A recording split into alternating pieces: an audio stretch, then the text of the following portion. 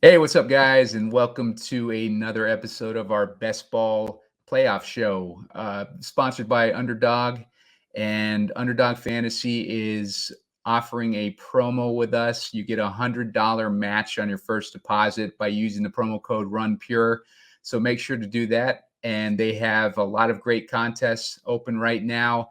In particular, is the Gauntlet, which is what we're focusing on today, and that is a $25 entry into their best ball playoff contest. And it's $1 million prize pool, I believe, Snyder? Yeah, I believe so. $1 million Yeah. in Yeah. total prize pool. So it's a big one, and it's not filled yet, so you still have plenty of time to get in on this. And like I said, it's $25 to enter that one. And with the promo code RUNPURE on your first deposit, you get a $100 match. So that gets you basically 4 entries into that contest. And I'm joined by Snyder, as always. Snyder, how's it going, man? How's your best ball drafting going so far? Hey, it's going good, man. Just whacking out some of these best balls here over the last few days since our last show. It's been going good. I mean, I keep getting a lot of the 5th and 6th draft picks, so I've kind of had to start kind of trying to differentiate my teams a little bit so they're not ending up all similar and such. But it's been fun. Ready to jump into this. We got some good games kicking off tomorrow, and just ready for a fun weekend of football here. Yeah, I got to be honest. I don't mind those later picks because I don't really like Cup. I don't really like Hill that much, and I don't really want to draft a Devontae Adams with a bye week in that first week. So it kind of gets you a guaranteed at least a Bills stack, maybe a Kelsey Mahomes stack. So it's actually works out pretty well when you're able to draft towards the end in this one. It was 6-man drafts, and the top 2 in each draft advance to the second round. So it's really you have basically a 33% chance to advance to the second round, which is always nice in best ball, especially because in the regular best ball it was top 2 out of 12-man leagues. So, and that's a season long, so it's very tough to advance in those contests. But this one's a little bit easier, which is nice. We're going to go over some of the injury news that's happened in the last few days here. The one that stands out the most to me is that Clyde Edwards-Helaire is looking like I think it's officially not playing in the contest this weekend, which is, kind of sucks for Clyde Edwards-Helaire lineups that have been drafted up to this point.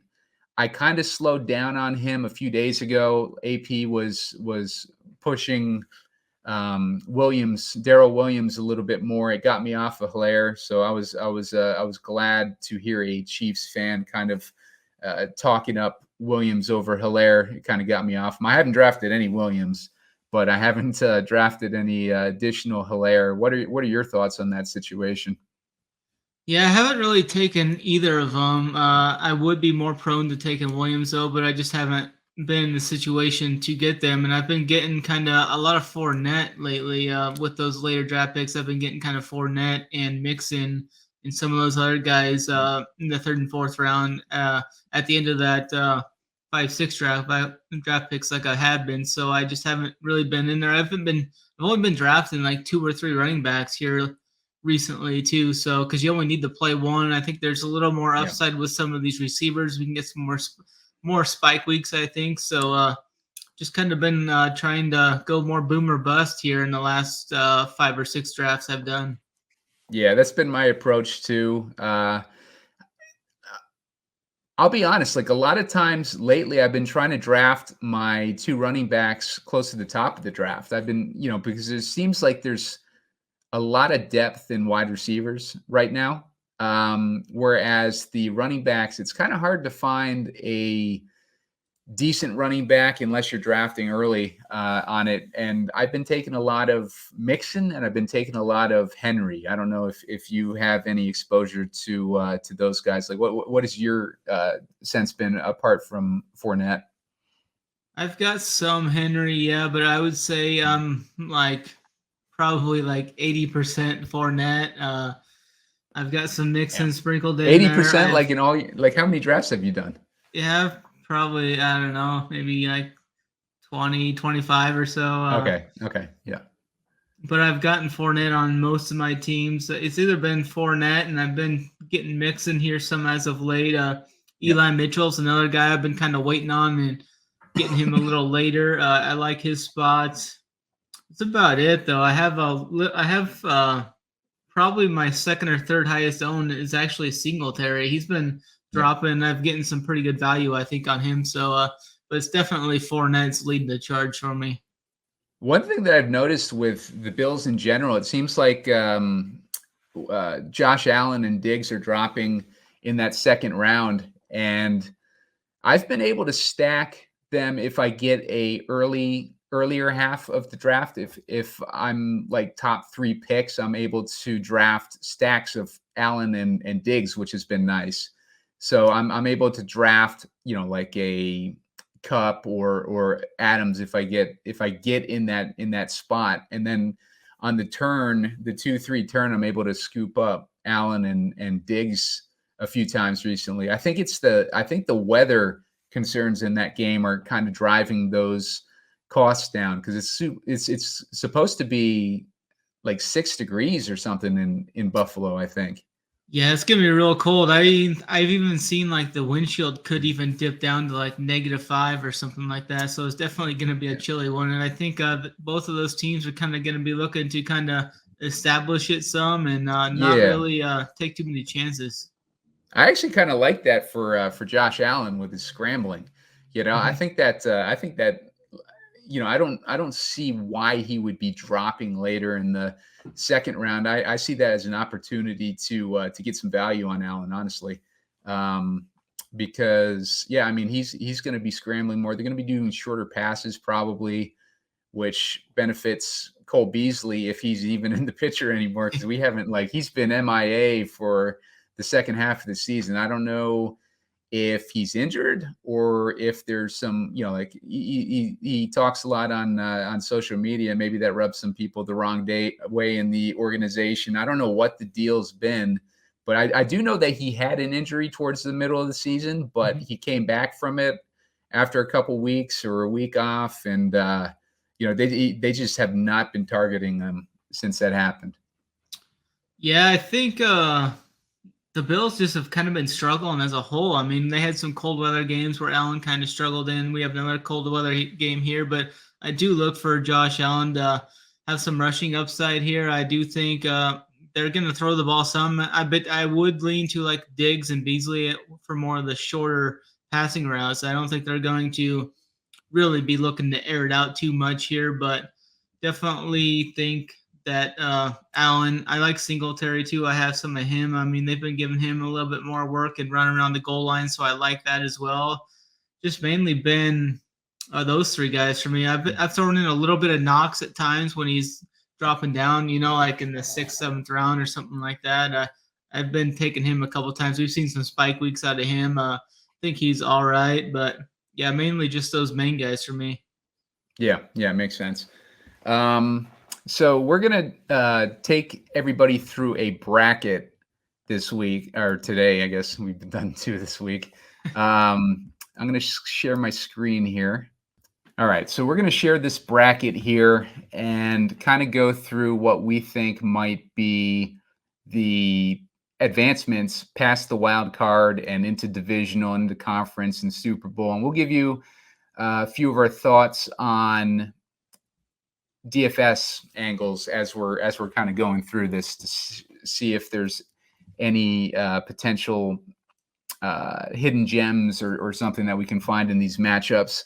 So the first game that we want to talk about here is the Eagles versus the Bucks.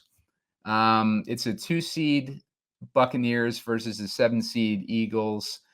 Snyder, what are your thoughts on this game? And let's pick who we think is going to advance. I like Tampa Bay here. There's going to be some wind here and wind and rain possibly too. So there could be some weather concerns here. I definitely like Leonard Fournette here. We're going to get playoff Lenny here. We've seen what he's done previously. And I think he scored a touchdown like his last can't remember what the stat was. I seen it on Twitter, like the last 6 or so games he scored a touchdown in. So definitely like him. Like on the main slate for DraftKings, if we want to get in, dip our toes into that, he's under 6K price tag. I mean, that's just an elite value, I think, on Leonard Fournette and like in the 6-game all day, all weekend slate. So I definitely like him. He's one of the top guys I'll be targeting there. We got a decent price on Dallas Goedert if you wanted to go with someone back from Philly. If you're playing that 6-game all weekend slate, his price tag's right around 4,500, so that's pretty cheap. I don't really want to be stacking this game too much because I like some other games more so for that DFS for the 6-game purposes, but definitely like Fournette, and I think Goedert's probably the main guy I would target from this Philadelphia side. But I think Tampa Bay is going to handle him pretty easily in this game. I wouldn't see. I mean, the Eagles are probably going to try and establish it some to take the ball air out of the game. If Tom Brady and them guys can get up 7, 10, 14 points early, I mean, it's going to force the Eagles into more of a passing game script and where Goddard can be utilized more often, and Uncle Lenny can have the ball with the lead late in the game, which is what I'm kind of banking on. Yeah, I'm with you on Fournette. I think you're right. I think the run games are going to be more pronounced in this matchup with the weather concerns, but also just the way that both these teams have been playing. I mentioned on the last show that the Eagles have been on an upward swing, whereas the Bucs have been in the opposite direction. I think there is a upset potential here. I think there's a potential, at least for the Eagles to cover the spread. What was the spread? It was like 9 or something, wasn't it? Yeah, I saw 9 last time. Let me check. Yep. Let me pull it up. Yeah, so I think the Eagles have a chance to at least cover the spread, just the way that they've been playing lately. And I was listening to a podcast, and it mentioned that last week when the Scrubs were playing against Dallas, and they gave Dak the NFC Player of the Week for beating those Scrubs down. Basically, the Eagles' first team was preparing for the matchup with Tampa Bay already at that point, because apparently there was like a 90% chance that they would play it. I got this from the Action Network podcast, so go check out that podcast. I got a lot of good nuggets in there. But yeah, I thought that was pretty interesting. You know, like Nick, the coach of the Eagles, he was kind of a laughing stock in the beginning of the season. I'm an Eagles fan, and I was also laughing at him because they weren't using any play action or any of that stuff for a running quarterback, and it just seemed like they were just like destined for failure. But they really, after that Bucs game, they really turned it around. They started to focus more on their running identity, and they started to come along. And then they went on a good run to get them into the playoffs, where everybody thought that there was no chance that they would make the playoffs. Everybody was counting, okay, how many top 10 draft picks are the Eagles going to get? Because at that point they had the Wentz. The pick from the Colts for the trade for Wentz. They had a pick from the Dolphins for the trade that got them Waddle. So they had a couple picks that were trending to be in the top 10 because both those teams got off to bad starts, but then both those teams ended up as playoff contenders. So those draft picks for the Eagles aren't as significant as they were in the middle of the season. But the Eagles themselves also picked up their game, and they started to adjust to what their strengths were, and they looked a lot better heading into the second half of the season. And now they find themselves against a Bucs team that is on the opposite track. And ultimately, I'm with you, Snyder. I think the Bucs are going to pull it off. But if I was looking for an underdog to bet with some pretty long odds, I would probably bet on the Eagles here to win it outright. But I think you could definitely win the spread here for sure. Yeah, I agree with that. All the way through. I mean, I was looking at the spread here. It's down to 8.5, but the total is kind of the surprising thing. It's dropped 4 points now. It opened at 49.5, and it's all the way down to 45.5 now. So I guess some weather concerns are kind of getting to the folks there. They're pounding the under. I do think that wind is helping it out, and the beauty of the wind is it goes to the Eagles' strength. It forces the run games, and I just think that Gronk is a good guy to look at here, because if the Bucs are forced to make shorter passes, which they probably will be anyways, because the Eagles have been strong at preventing explosive plays, so that's going to force more targets to Gronk over Evans. I think Gronk should have a pretty strong game here. I also like, I kind of like Quez Watkins here. I think Quez Watkins runs most of his routes in the slot, and that is where the Bucs have been pretty weak this season. I think it's the middle is their weakest point in their pass defense. So Quez Watkins running most of his routes in their biggest weak spots. He could be a sneaky wide receiver to plug in if you're looking for a cheap option. How much is he? Let me just check real quick. On DraftKings, you can get Quez Watkins for $3,900. So that's a interesting cheap piece if you're looking for a low-owned cheap guy. Just keep in mind he hasn't gotten a ton of volume. He got some volume last week in the Dallas game. I don't know if that was by design to kind of get him some good reps heading into the playoffs, but it's something to keep in mind. Yeah, for sure. You ready to jump into this next game then? I think there's some interesting spots in this game from a DFS standpoint. Kind of more so in the quarterback position. I was just kind of looking through this right now. We got Dak at 6,400 for that 6-game slate. We got Burrow is going to be 6,800. It looks like Dak's going to be the chalk option there. Everybody's going to him. He's graded out as the best value at the position on the whole slate.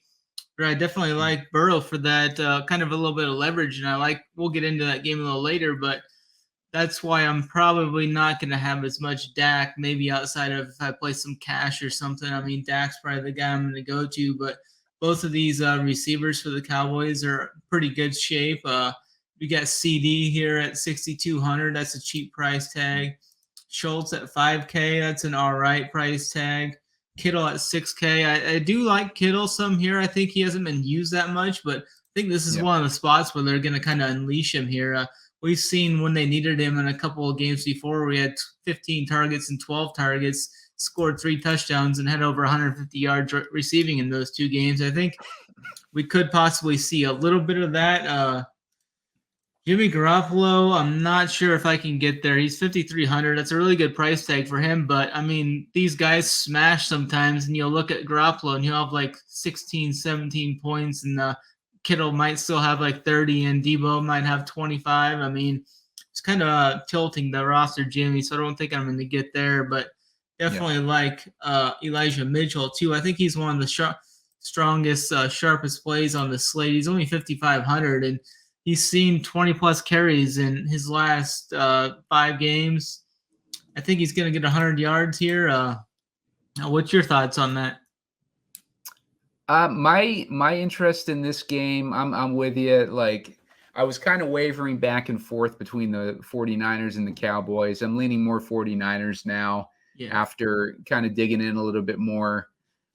If Dak is going to be the chalk at quarterback, then that makes me like Burrow more too, because there's a growing narrative right now with the type of defense that the Raiders run and Burrow's lack of success against that style of defense. So, there's people are seeming kind of down on Burrow right now, and that gives an opportunity for lowering the ownership. So if you think that Burrow and the passing game can come through in that matchup, then it's a good opportunity to jump on those Bengals.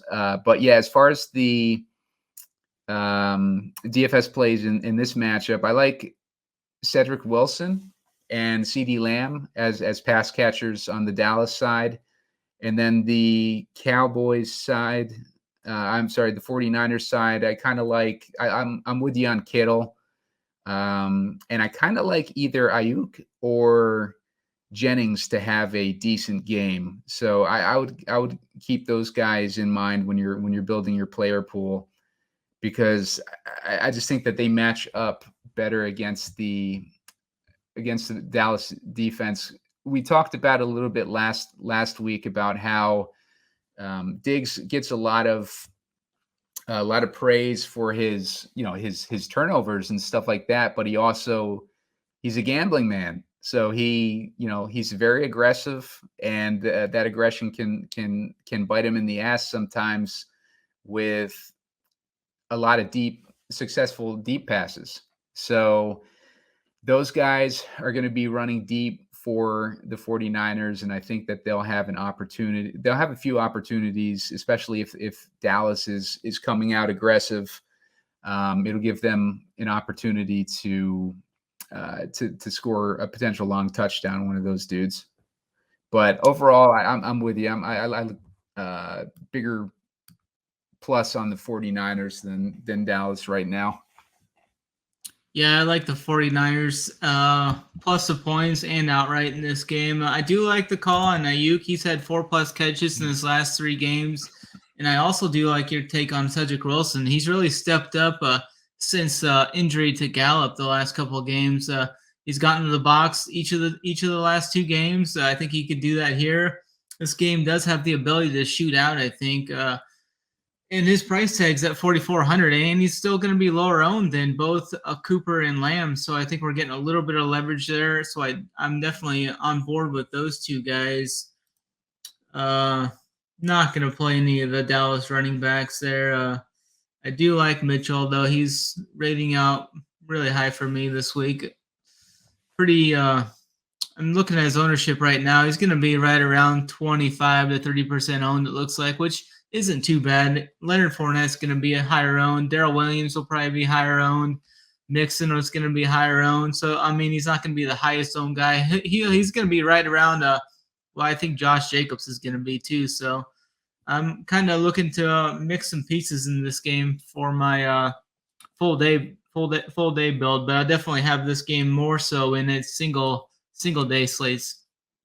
Yeah, and I do think that if you're going to take an angle that the 49ers beat the Cowboys in this game, then Mitchell's a good piece to look for sure, because obviously the strength of the 49ers is their run game. So if their run game is successful, along with like Kittle and maybe like one of the Ayuk or Jennings that we mentioned, then yeah, I think that's the best path for the 49ers to take this game. So our next game, we're looking at the Rams versus the Cardinals. Rams versus the Cardinals is kind of it's a tough one, because they're both kind of spiraling teams right now. So neither of these teams, I don't have a lot of confidence in either of these teams, honestly. I never had confidence in Stafford, and he's shown his true colors towards the end of the season, just kind of throwing interceptions left and right. I think the second half of this season, he threw, almost as much interceptions as he has touchdowns. So not a lot of confidence in that passing game. But as far as drafting an underdog, I've been taking a decent amount of that pass game, just in the event that they are able to get back to their early season form. But Snyder, what are you thinking DFS wise, and thoughts on this game? Now, this is an interesting game. If you're playing that full 6-game slate, I think you're going to see some depressed ownership in this game for that whole slate, as this is the Monday night game. So people are going to be looking to play their guys more so early, I think. And there's some interesting options here for Arizona. I do think I'm going to have some Kyler. I think we're going to see that upside. They're going to kind of unleash him here. I think we're going to see Kyler scrambling more, using his legs more. We're going to get some of that upside that we've seen previously. And some of these receivers, they're going to be pretty low owned, it looks like. Ertz has a nice price tag at 4.7.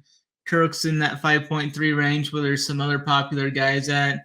AJ Green is a great big GPP type play, like a million maker play. I think AJ Green's a wonderful play for that structure. He's going to be like maybe 5% owned at most, and that's pretty huge, getting that leverage over this field in this type of a contest. You can get Wesley too. He's going to be probably 5% or lower too, and he's a full-blown punt. If you need a punt, 3.3K is definitely a solid punt play with some upside too. So definitely like the Cardinals side a little more than the Rams side from the DFS production.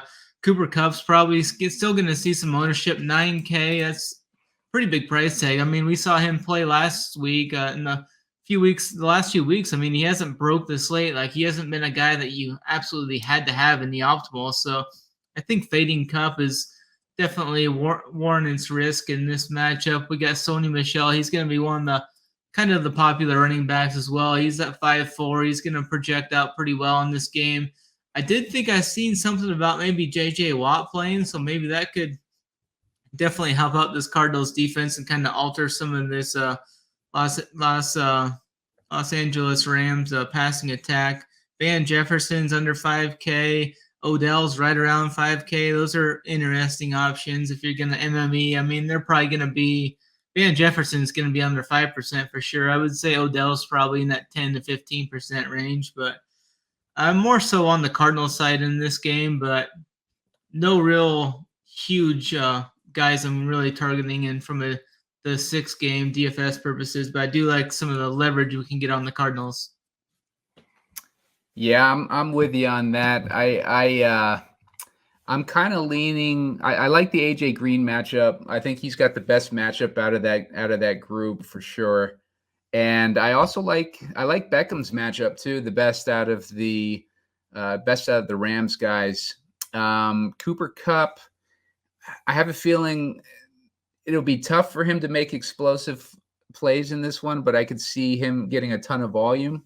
So that volume might help him out in those PPR formats, but I don't know if it would justify the $9,000 salary. I think he's like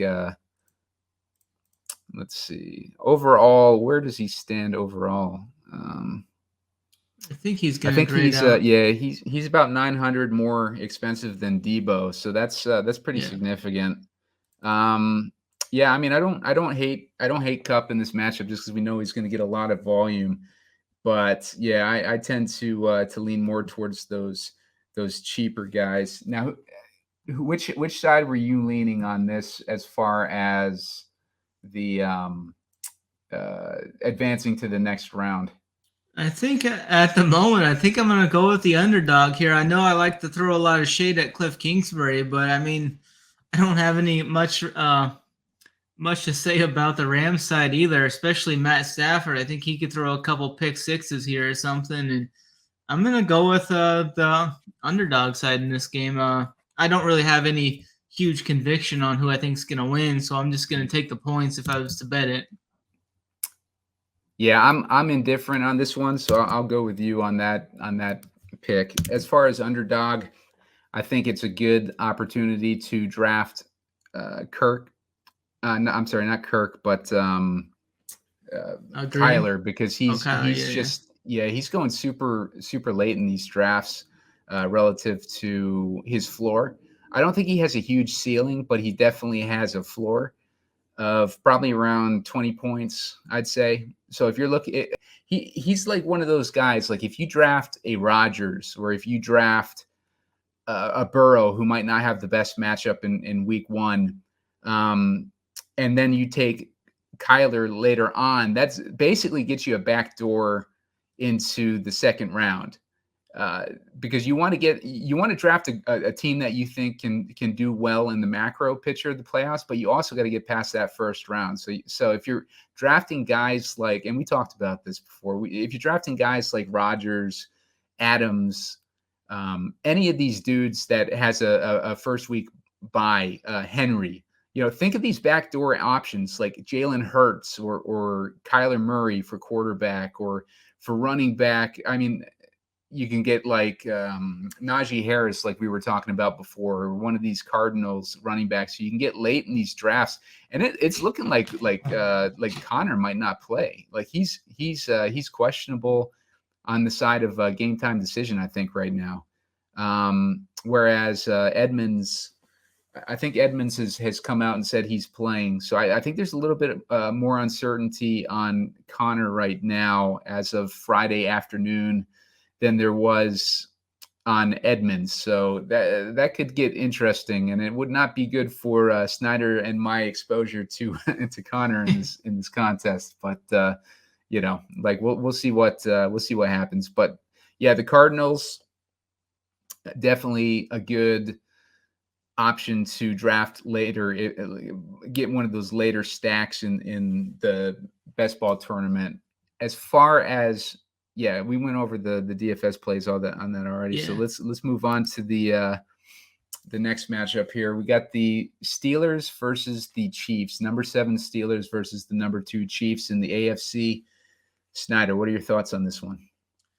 Yeah, this is an interesting game. We kind of got to pay attention to some news, as it looks like Juju's been practicing without any setbacks. So it looks like he's planning to play, and that's pretty interesting from a DFS standpoint, as he's priced at the Stone Min 3K. So if he's playing, he hasn't played at all this season. I don't know if he's going to be rusty or not, but 3K, I mean, his talent alone, and Ben's going to be throwing those short passes, which he's going to run those little shorter A-dots, mostly out of the slot too. So I think there's going to be some easy completions for Ben to complete. So he's definitely worth a consideration if he is declared active as of Saturday. I think that's Sunday night. That's Sunday night's game. So you got to wait quite a bit. But he's definitely going to be low owned. Definitely a good option if he does play. Not really looking to anybody else on this Pittsburgh team.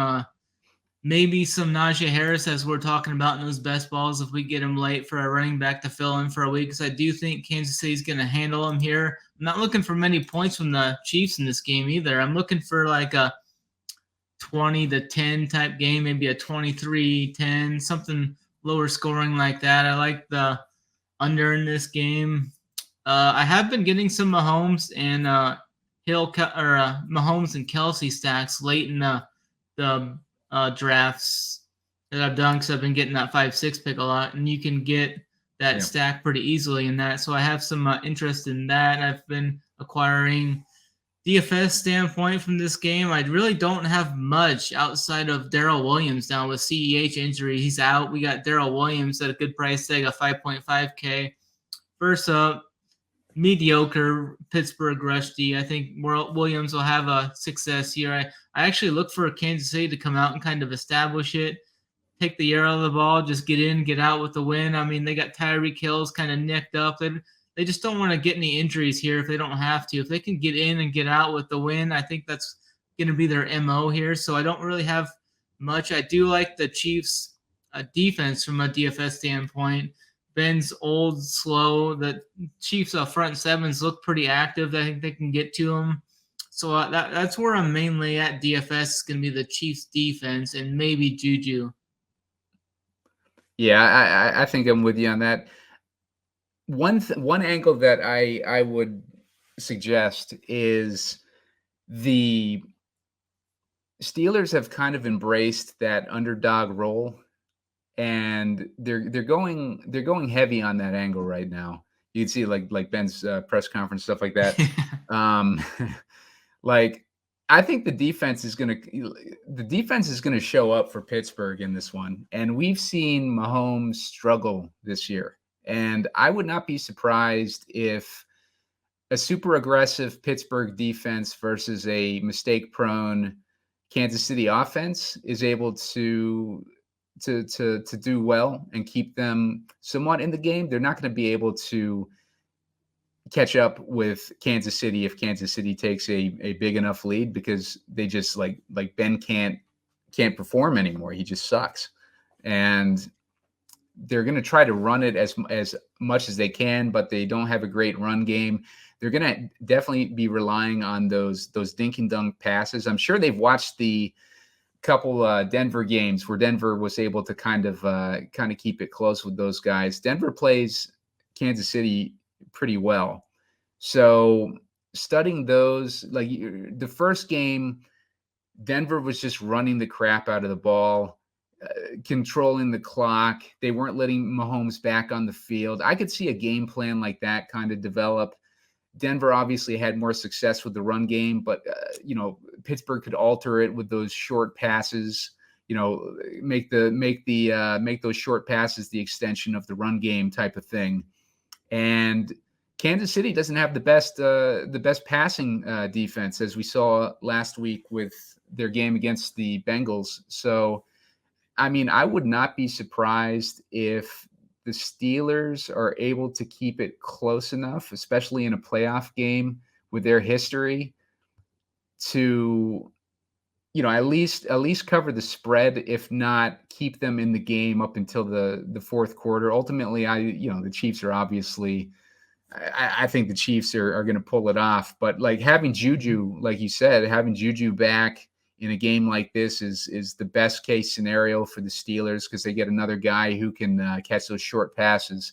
So having all their weapons who's specialize in that type of game plan, and then having Najee Harris on top of it, and I just think that they'll have an ability to somewhat control the clock if they don't screw it up. And I think their defense will be playing hard and has the potential to at least slow down the Chiefs. So it'll be a lot more interesting game, I think, than it appears on the surface. But DFS wise, I'm with you. I'm not dipping into any of these expensive Chiefs.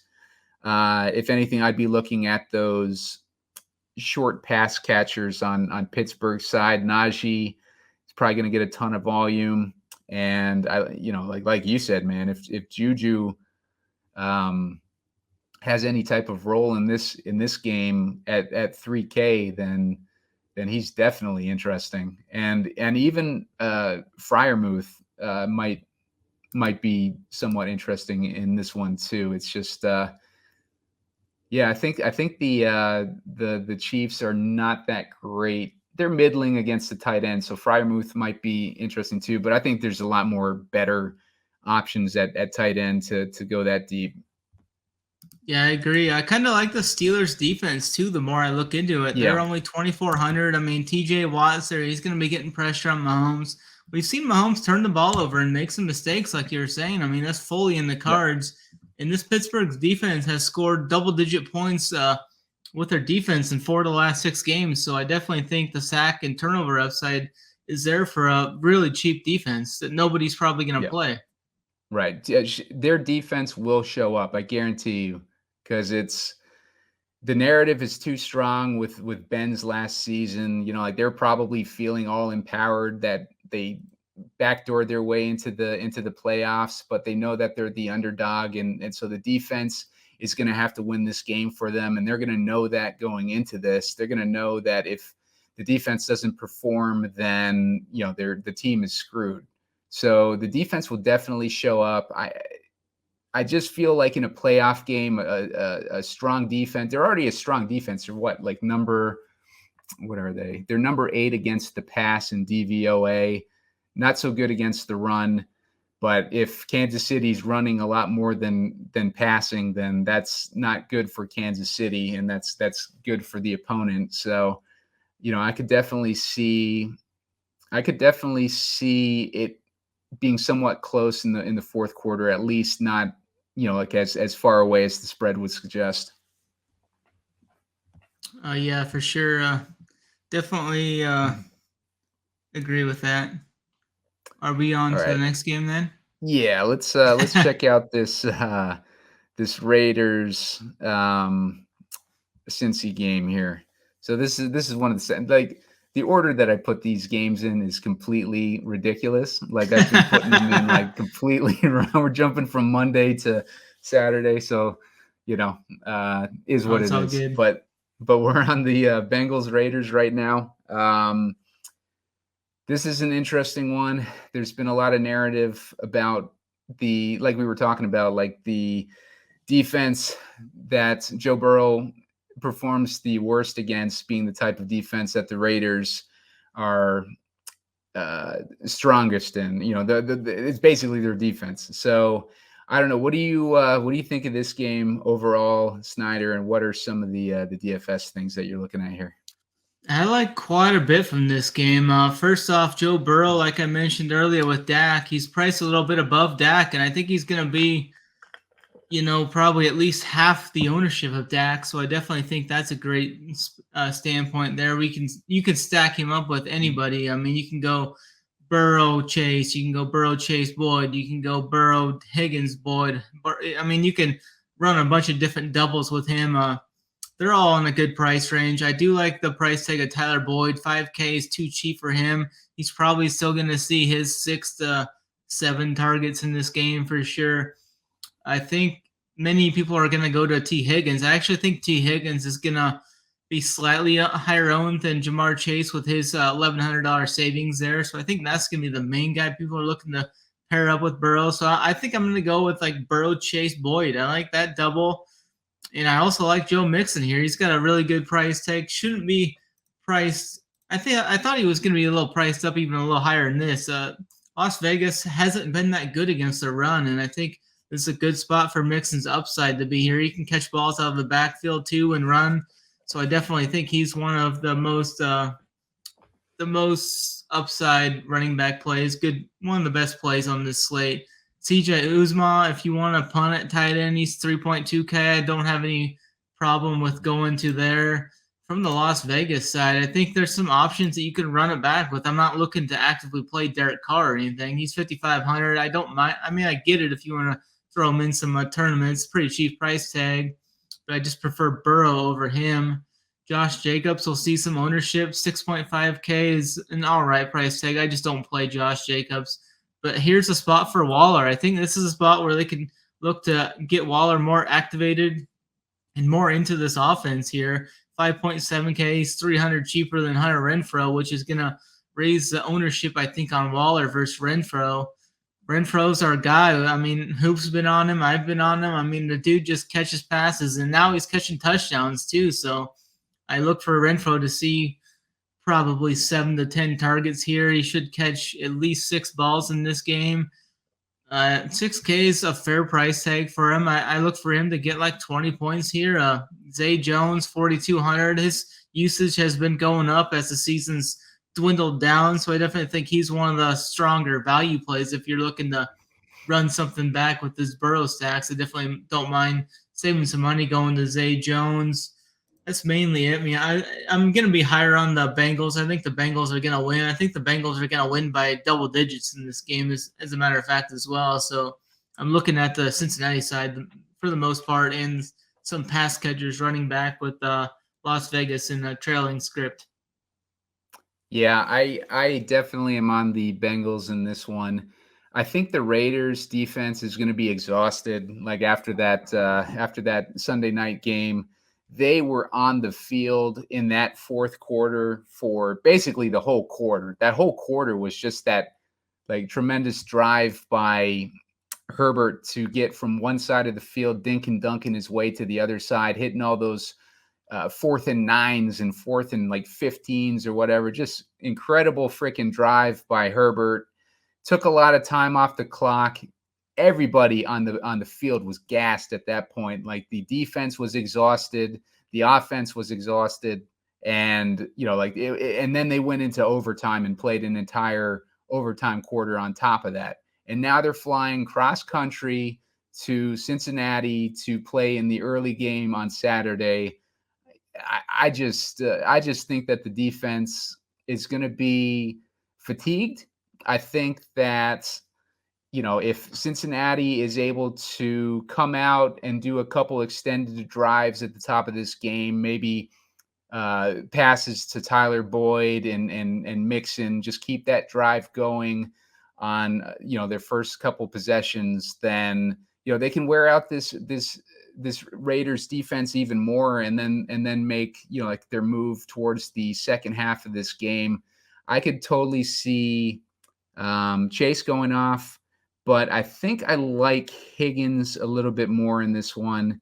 And the matchup for Mixon is interesting because the Raiders have been kind of deceptive with the run because they're top 10 in DVOA against the run, but they're like 25th against receiving running backs. So that fits Mixon pretty well. And I just think that Mixon could have a big game here. And I lean Higgins, but I definitely could be sold on Chase because the Raiders tend to prevent explosive plays, which kind of takes me off Chase a bit. But we saw last week in that matchup, I liked Mixon and Boyd against Kansas City, and then all of a sudden you see like Chase just blowing up in not the best matchup. So I mean the ability of Chase to make things happen when things don't look great is awesome. And if you're running it back, I would run it back with Waller. I might take a chance with Waller in this one. Yeah, for sure. I like that. I think I'm still gonna kind of lean to Tyler Boyd over both of those guys. So yeah, I mean, Tyler Boyd's just quietly put up double-digit fantasy points in his last 5 games. He's found the end zone in the last 3 games. I mean, he's kind of going under the radar. His ownership in all these games this year, he hasn't hit 7%. Is his highest own percentage I'm seeing in the last 10 weeks. So I definitely think he's going to be going under the radar. But I mean, Chase and Higgins, they're the alphas in this offense. I mean, it's hard to say anything wrong against them. I mean, they're going to be the top guys. The Raiders' rush defense has given up some big games to the running backs. So I definitely I'm going to have Mixon in quite a few builds. Just looking at right now, they gave up 30, 27, 26, 49, 26, 33, 34, 38 in the last games to the running backs position. So definitely a great spot for Mixon to erupt in this spot. But yeah, I think the Bengals are going to have their way with them here. Yeah, I think you're right. And I'm with you on that Boyd call too. I think Boyd or Mixon, one or the other, maybe both, but one of those dudes is going to have a big game. So I would be mixing both of them in my player pool. All right, so last game here, we got the Patriots versus the Bills. Number 5 Patriots versus the number 4 Bills. I think that number 5 in front of the Patriots is deceptive. Like they should be, closer to what. I guess the Steelers suck, so I guess I can say that. It's just the Patriots kind of they got lucky with that weather game against the Bills earlier in the season. They've had some good breaks throughout the season, but yeah, I mean they're playing the Bills. And the Bills own them in the last game. This is going to be a freezing cold game, by the way. So it's going to be an interesting one. We talked about it a little bit off the top. Snyder, what are you looking at in this game? Not much from a whole. Maybe like Singletary, like in that 2-game slate. I'm just gonna stack up that Bengals and Raiders game and maybe take a piece from this game. Maybe take one of the running backs from both of these teams. I could see Singletary having a good day. He's got a good price tag too.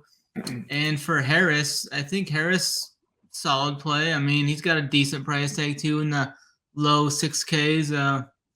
I just don't think there's much here from New England's offense as a whole. I'm looking at projections right now, and their top projected player, including the quarterback, is 12 points. So, I mean, there's nothing that's going to get you happy and excited there.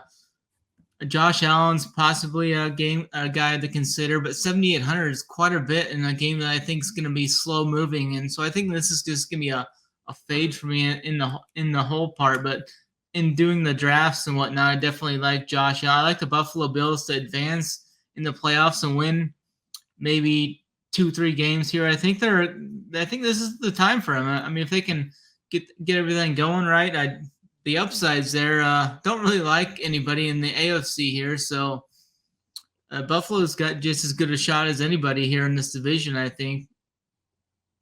Yeah, I'm with you on that. I think the Bills could come out and stomp the Patriots here. I think that they were super pissed after that weather game. They were asking the coach afterwards, "Oh, what did you think of Bill Belichick's amazing game plan?" And he was like, "Oh, fuck Bill Belichick," basically. So I like I really think that they took that that loss personally, and it was basically I watched the game on replay this week. It was on the NFL Network. And at the end of it, it was funny because as soon as they did that final kneel down, it looked like Mac Jones was like running off the field, like he didn't want to get attacked or something, So I thought it was a pretty funny ending to that game after they had run literally like he threw the ball 3 times in that game, like literally 3 times. So I really think that the Bills were upset after that game, and they made a point to stomp them in the last time they played, Week 16, whatever it was. And I think they could do it again here.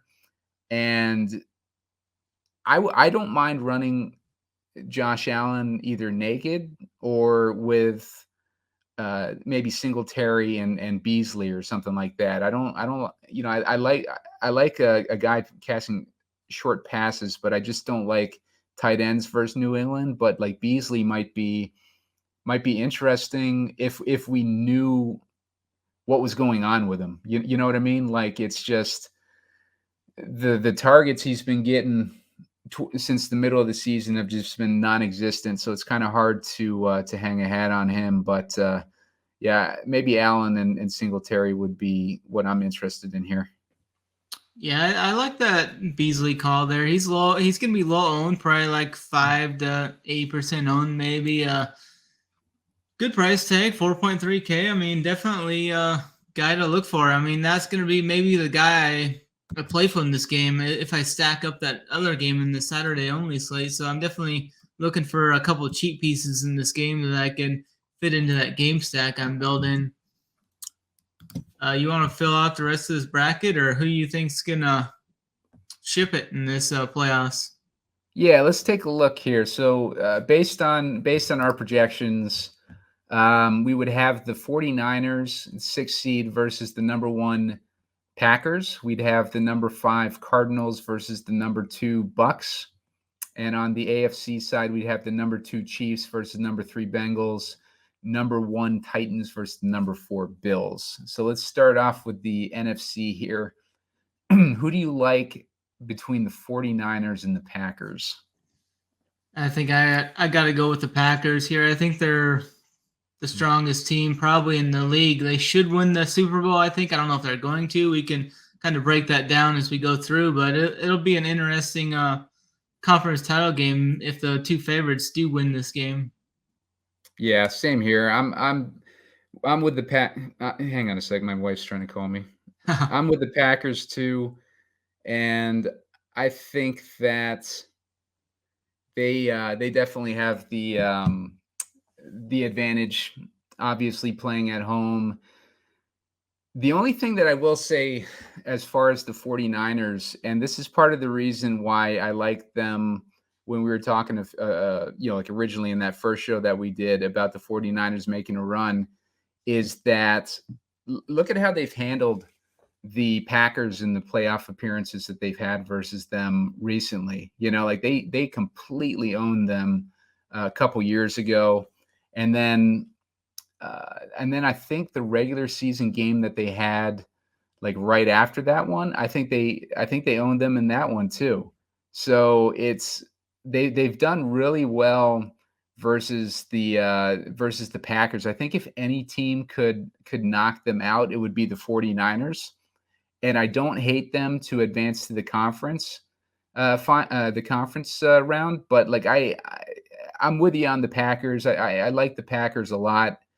And I like the 49ers a lot, but I guess if push comes to shove, then I would pick the Packers. DFS wise, when we get to that point, like I'd probably put a decent amount of 49ers in my lineups though. Yeah, I like that take for sure. So let's advance the Packers here. And now we got the Cardinals versus the Bucks. I just think this one's an easy one for the Bucks. What do you think? I think this is the route here. I think the Buccaneers are going to rout them here. They're going to rout. If they played the Rams, they would rout the Rams too.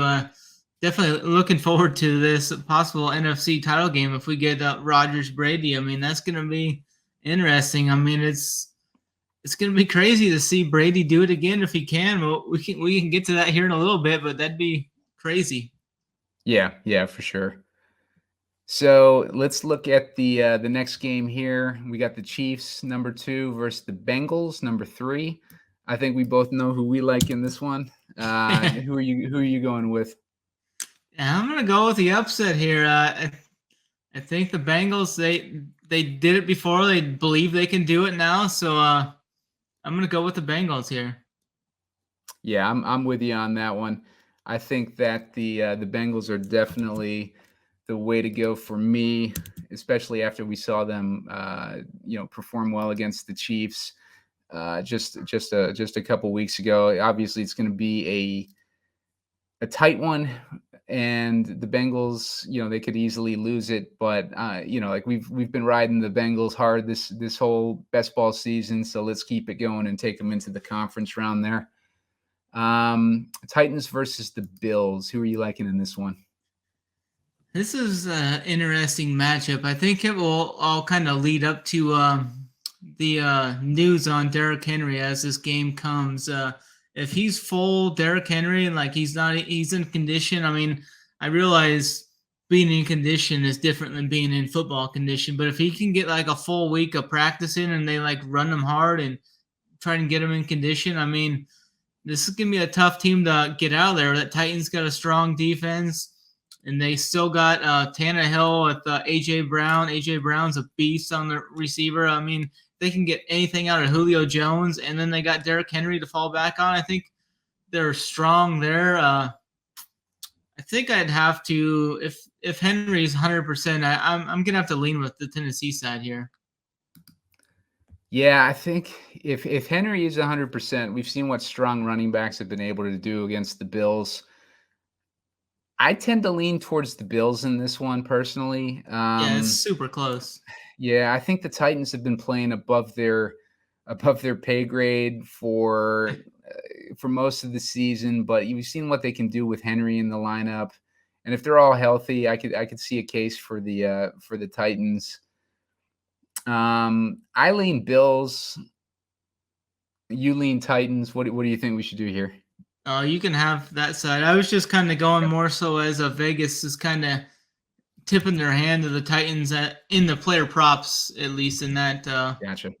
side. But yeah, the Bills are tough. Like I said earlier, the Bills have just as good a chance as anybody in this AFC, I think. Yeah, I think you're right. So that leads us to Packers versus Bucks. Who do we think advances in this rematch? I'm gonna go with Tommy here. I think he's gonna get it done. He's gonna show the haters what's up. I mean, it'd be crazy to see him do it again this year, especially with losing Chris Godwin and all that Antonio Brown sideshow distractions been going on. But I mean, this Tom Brady is the GOAT. He lives for these situations, and I mean, the Packers are going to be very tough too. It's going to be in Lambeau. There might be snow on the ground, so it's probably going to be like a 3-point spread either way. I'm just going to go with what I hope happens. I just kind of want to see Tommy do it again. Yeah, I think that the Packers actually take this one. I think that's that's definitely in the cards. Yeah, They're I just super see strong. Yeah, just the way that the Bucks have been performing recently, and kind of going downhill as far as their roster and everything is concerned. I could see the Packers definitely take it. They should win this game pretty easily. It's just it'd be kind of fun to see him do it again, though, just to see if he can. Yeah. I mean, it's been absolutely nuts. But yeah, Rodgers and Adams, and they're getting Zaire Alexander back. They're getting Bacardi back. So I mean, the Packers definitely should roll in this spot. Gotcha. So let's advance the Packers for shits and gigs here. So that leaves us with our last game, the Bengals and the Bills. What are you thinking on this one? I'm gonna go with the Bills. I think. It's been a great run for the Bengals, but I think they're going to kind of run out of gas here against the Bills. It's Josh Allen's time, I think, and that's where I'm going to lean. It's definitely a coin flip game, I think, though. Yeah, I think you're right. It's a coin flip game. I lean the Bengals, but I could see the Bills totally. So I don't. So we can advance them. So if we had a Packers versus Bills Super Bowl, like that would be a tremendous Super Bowl. Big offensive performances on both sides. Just a great quarterback matchup. Everything would be just like the perfect for the Super Bowl. Ultimately, I think though, Josh Allen's choking ways would would haunt him, and I think Rodgers would ultimately come out on top there and win his second Super Bowl. Yeah, I agree. It's so hard to go against Rodgers and Adams, that combo here. The Packers got a couple good running backs too. I think that's just too much for the Bills to overcome. The Bills have showed some struggling ways. Josh Allen struggled at times. The coaching staff has struggled at times. Definitely give the Packers the edge in this for sure. Yeah, for sure. I'm with you on that one. So I think, yeah, at the end of the day, as far as this is affecting your underdog drafts, if you're taking our advice on this bracket here, the Packers would probably be the best way to go when you're trying to stack teams.